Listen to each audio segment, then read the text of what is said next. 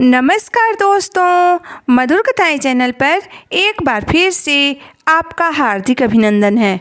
तो आज की मेरी कहानी का शीर्षक है 10 लाख का सौदा।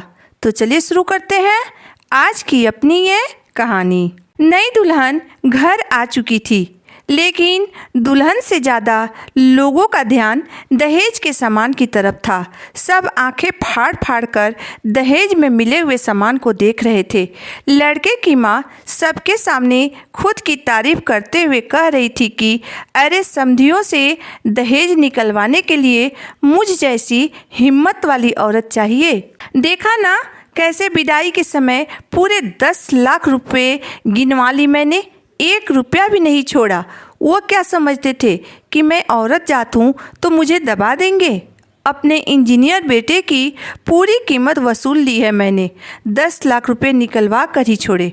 बहू अंदर कमरे में बैठे बैठे सास की सारी बातें सुन रही थी। फिर उसने मन ही मन कुछ फैसला किया, परंतु चुप रही।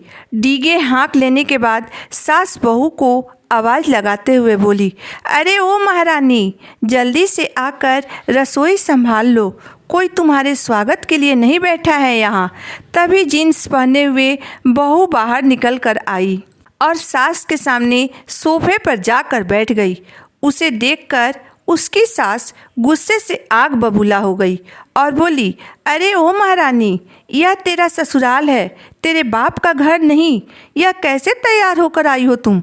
तब बहू ने अपने बालों में हाथ फेरते हुए कहा, अरे क्यों भड़क रही हो सासू माँ? अपने बेटे को विदा करते समय आपके चेहरे पर इतना गुस्सा अच्छा नहीं लगता है। बहू की बात सुनकर सास तुनकते हुए बोली, अरे मैं क्यों अपने बेटे को विदा करूंगी भला? सास की बात सुनकर बहू मुस्कुराते हुए बोली, अरे सासू माँ, इतनी जल्दी भूल गई? कल पूरी कीमत देकर आपके बेटे को खरीदा है मैंने। पूरे 10 लाख की सौदा की है मैंने, न 1 रुपये कम और न 1 रुपये ज़्यादा। तो अब आपके बेटे पर सिर्फ और सिर्फ मेरा अधिकार है। यह सुनते ही सास के पैरों के नीचे से जमीन खिसक गई और उन्होंने अपने बेटे के तरफ देखते हुए कहा, अरे तू क्या खड़ा खड़ा देख रहा है? तेरी बीवी को समझा, देख क्या बोल रही है। माँ के इतना कहते ही बेटा बोला, मैं क्या समझाऊँ माँ?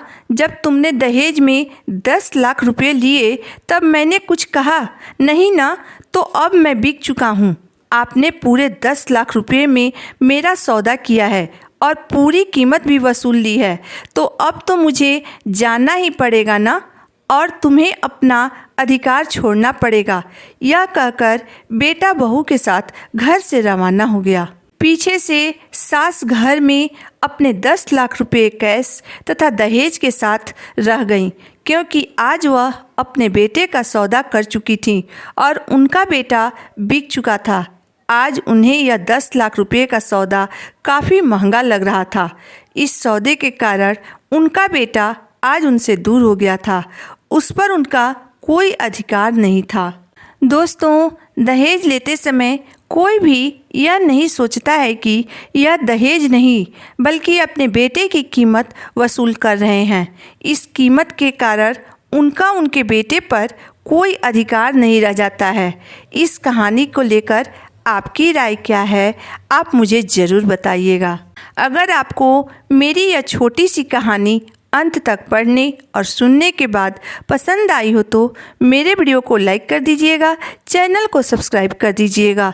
तो फिर मिलते हैं एक नई वीडियो, एक नई कहानी के साथ। तब तक के लिए धन्यवाद।